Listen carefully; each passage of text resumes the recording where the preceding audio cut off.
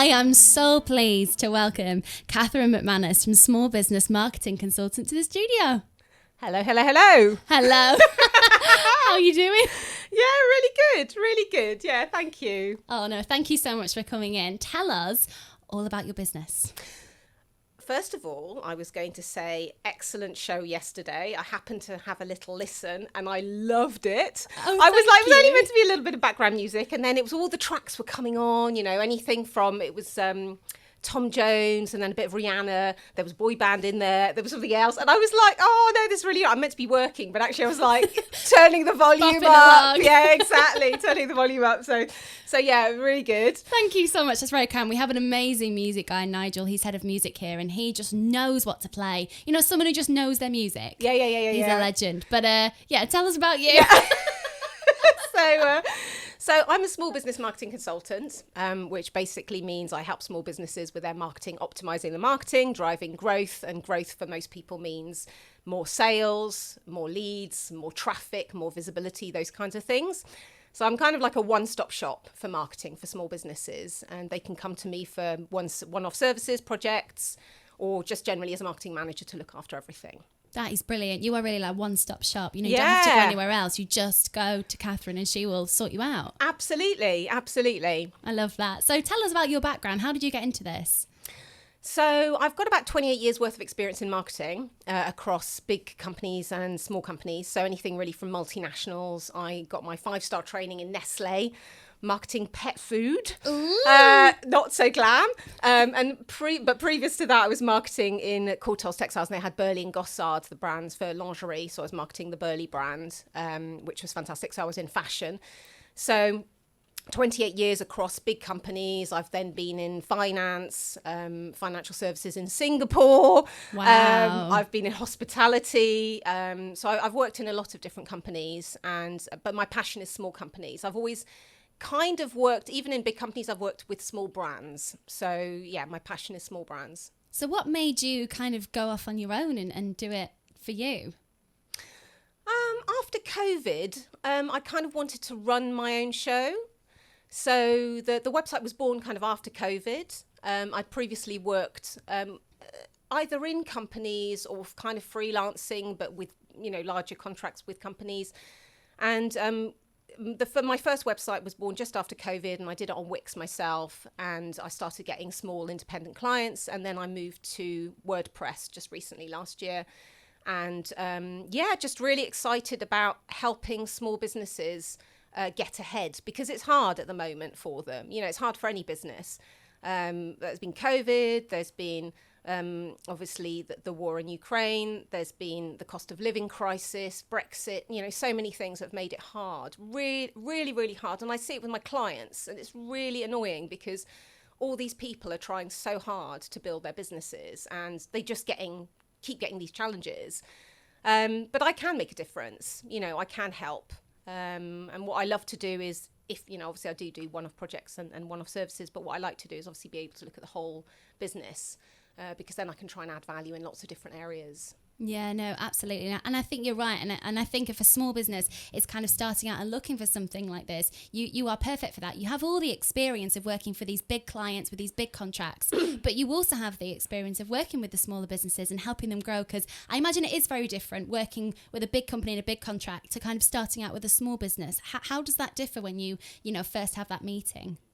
It is different. I mean, basically, when you're in big companies like the likes of Nestle and you're in brand management, you tend to very much focus. Well, you're managing a brand, so you do everything from, you know, start off with the strategy of the brand. You do lots of analysis and strategizing about the brand, and then following on from that, you've got lots of tactics that you use throughout the year to try and reach the goals that you want to reach. I always used to work in, I kind of lie. I worked in big brands in Nestle, like Felix, but I was working on, like, for instance, Felix Senior, Cat Food Senior, or Felix Treats. When I went up a notch, I then worked for Gourmet Gold, which is, again, a very small brand, but super premium. So even in the big companies, I learnt best practice, but I worked on smaller brands. In Courtaulds Textiles, I worked on Burley, which was the sister brand of Gossard. So people, the good thing about those companies and those small brands, people leave you on your own to get on with it. And I love that. I love being left to get on my own. I don't like hierarchy and rules and all that kind of thing. I like to try and hunt out the best opportunities for the products and services I'm working on. So I've basically worked across big companies and small brands, and then I've navigated through to kind of smaller companies. I'm sure a lot of companies as well, small businesses, are looking for someone to help them cut through the noise, because if you look on social media, there's so many brands doing so much marketing, and you almost need somebody like you who's an expert in their field to be like, no, you need to do this, you need to do this, you need to do this, and this is how you will stand out. No, and it's also going back to the roots and going back to the strategy of the business, because a lot of people kind of, they go out there and they might put pretty pictures on Instagram, or, you know, and maybe it's because they think they need to do that, or maybe it's because other friends' brands are doing that, and, you know, but ultimately that might not be the best strategy for them, for that brand, for that business. There might be better ways for them to reach their goals. And if they do want to do the likes of social media, they should still have social media work for them. And that's not just pretty pictures, that's messages, that's pillars of communication, that's what you choose to put out and then what you choose to say about your brand. So there's lots of things you need to look at a bit more closely. I have a lot of people coming to me, for instance, for a service. And what I tend to do is have a long chat with that brand owner about their business and about the brand owner's dreams and aspirations for their brand and what they want, what their goals are. And it's only through looking at that, and maybe, you know, when we decide to work together, looking at their competitive landscape and looking a little bit at what strategies they might already have in place, that I can optimize that, and I can come up with maybe better strategies, better ideas to drive them forward. Ideas with a little bit more thought and with strategy at the core, strategy and analysis, really, rather than just jumping into something. Yeah, absolutely. Thinking before you speak, right? Yeah, absolutely. Making calculated decisions. Yeah, absolutely. And looking at things properly. I mean, I've seen also business owners spend money on things like Google ads, you know, digital advertising. And, you know, yes, that the agency or the people working with them might be getting reasonable click rates, for instance, because the ad has been set up well. But that doesn't mean it converts to sales and customers. And, you know, there are lots of reasons for all those things. And maybe it's because the ultimate offering isn't great, or the website is poor, the communication is poor, the customer journey is poor. You know, there are lots of things. But it's looking at all of that. And as a generalist, I can look at everything. So I'm not just looking at one thing, I'm looking at everything, and I'm looking behind the scenes. I'm scratching under the surface and looking at the analytics, just to make sure that small businesses get the best bang for their buck, really. Yeah, and I'm sure they do with you. I'm really sure they do. So if people want to contact you and they're a small business and they think, no, I really do need Catherine in my life, what's the best way to get hold of you? I encourage you all to have Catherine in your life. Honestly, you should, because when I introduced myself to Catherine, I said, hi, I'm Catherine. And then we had a giggle and I was like, me and Catherine could be friends. Everyone needs a bit of a sprinkle of Catherine. Agreed. A sprinkle of Catherine marketing. How do we get a sprinkle of that?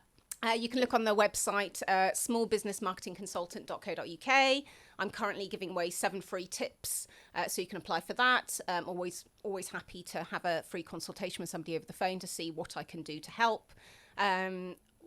What you get with me is also a lot of integrity. So I will be very honest and transparent, whether I can help or not help. And if I can't help for whatever reason, I'll put you in the direction of somebody who can. And it's not always whether I can help or not help. It's whether I think somebody else might be better at helping you than me. So I am very upfront with that kind of thing. And you can also email me at info@smallbusinessmarketingconsultant.co.uk. Amazing. Thank you so much, Catherine. Such a pleasure to meet you, and a pleasure to have you on the show. Best of luck with the business. And, you know, we've got loads of small businesses here at Made in Kent Radio that listen and that come on the show. So I'm sure you'll be flooded. Your email box will be flooded after this. Thank you so much. Thank you.